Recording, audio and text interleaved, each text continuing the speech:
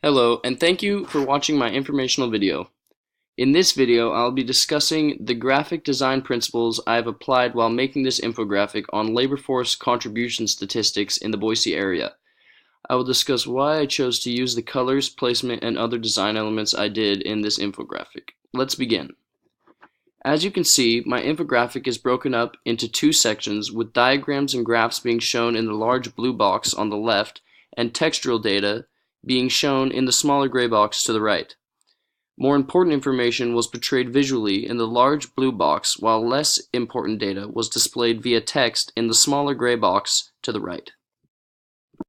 The flow of this infographic is from left to right, so important information regarding labor force contribution is read first.